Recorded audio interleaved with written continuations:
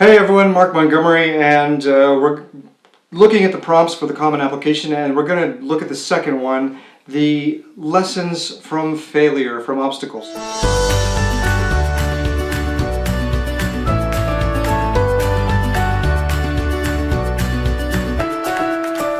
So let me read the prompt and then we'll go through it step by step, line by line, concept by concept to make sure that we got everything covered as we think about how to answer this particular prompt. Here's what it says. The lessons we take from obstacles we encounter can be fundamental to later success. Recount a time when you faced a challenge, setback, or failure. How did it affect you and what did you learn from the experience? So again, think about what we have to do for every prompt. Number one, we have to tell a story. They don't say in the prompt, tell a story. They say, recount a time. Same thing, right? Tell me a story. Recount a time in which you encountered an obstacle or a challenge, a setback, or failure. Give me the story in which that happened. And then once you give me the story, I want you to tell me the lessons that you learned from your encounter with that obstacle, that setback, that failure, etc. So pretty simple actually in terms of how to write this prompt. You got the story, here's what happened. I failed. And then, this is what I took away from that experience, this is what I learned from it. You want to think about, first of all, what is the challenge? And it can be anything, but a couple things that it probably can't be. Don't talk about the time you got a C- on your math test. Don't talk about the time that you did a project in class and it just wasn't what you wanted it to be. Try to stay away from classroom stuff. Sometimes it can work. But I would rather see something that your obstacle, your failure, your setback was something a little bit more personal, a little bit more meaningful to you. Obviously, schoolwork can be quite meaningful, but I would rather see a time when you, well, for example, a lot of students will say to me, I haven't really failed. And I will question that and say, well, have you ever failed to live up to your own standards of behavior? Or your own moral rectitude? When you fell down on your principles, you didn't live up to what you said you were going to do, you made a promise and you didn't keep it. All of us have had some sort of a failure, a setback, an obstacle, a challenge. Now, some students clearly have different kinds of challenges that are pretty big. I mean, whether or not, maybe it's a death of a family member. Maybe it's some family crisis that you had to overcome that could be pretty big. But even students who have not felt those really large life events that can really set us back, we do have moments in which we don't live up, right? We face a challenge, we face an obstacle, and it's hard, right? It's definitely hard when we are pushed back right in the face. It happens to us all.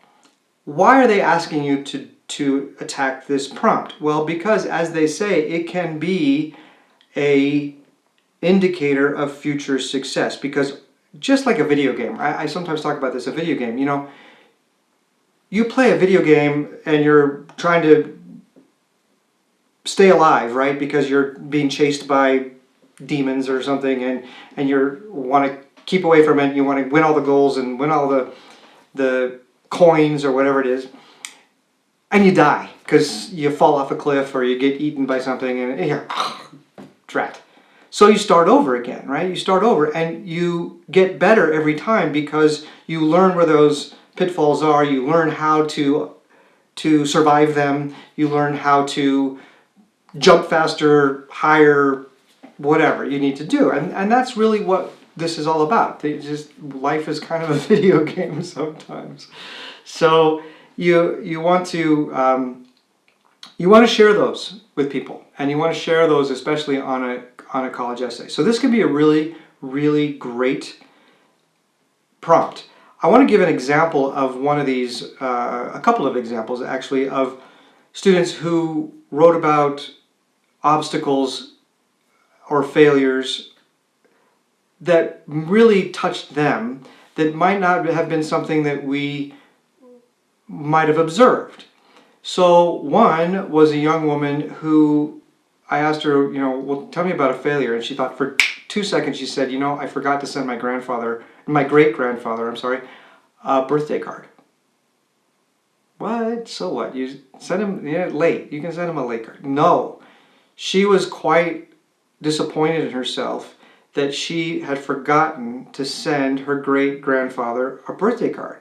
And this was something that she had been doing since she was a little tiny girl, and it was really important to her. This was somebody she really looked up to, 3 generations ahead of her, and she had been in high school and she just forgot. She felt horrible about it. So the question is, why did she feel horrible about it?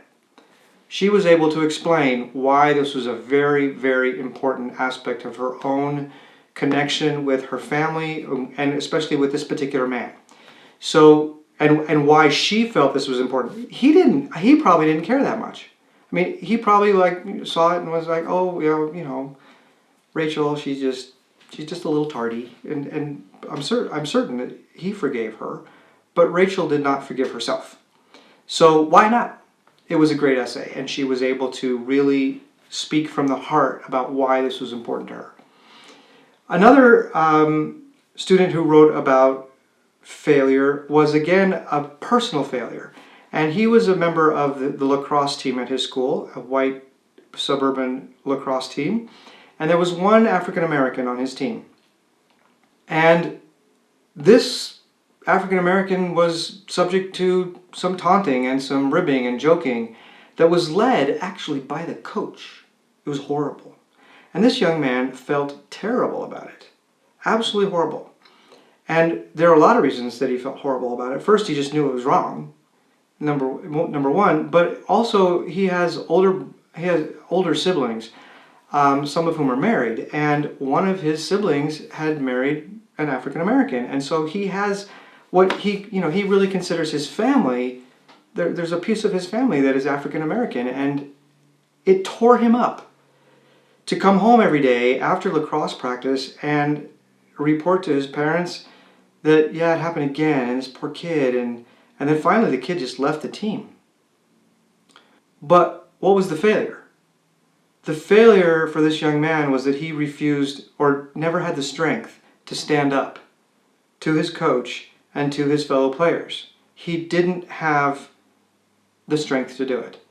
And he was able to write about that in a very mature way and a very self-aware way that helped him to sort of wrestle with the demons that he was wrestling with, that this was wrong, this was evil in his eyes, but that he failed to stand up and do what was right. And what did that mean to him? And then how did that inform his own thinking for his own future and his own moral compass? And it was very, very thoughtful. It was very self-reflective. And it was hard for him to write in many ways because he was sharing something that didn't feel good, right? He was not the hero. He didn't come off as like, I stood up because he sat down. He didn't do it. But again, it was a very, very mature treatment of this failure. So all of us, no matter what, there's something in our lives where we have just not lived up to our own vision of ourselves. And those kinds of failures, those moral failures, I would say, can make really, really awesome essays. Not that we want to be proud of ourselves for our moral failures, but those are the kinds of failures from which we learn the most. And I think college admissions officers really do appreciate when young people have that incredible self-awareness and are willing and able to own up to whatever mistakes they've made in their lives, in their young lives. Because dollars to donuts, we're all going to make more mistakes, right? It's what we do with those mistakes. So this is a great prompt. This is a hard prompt sometimes. It can be emotionally wrenching sometimes. But when you're answering the question why and you're providing that reflection, the lessons that you learned from this experience of falling down on your face, it can be an awesome essay. So go out there, have fun, and we'll look at some of the other prompts next.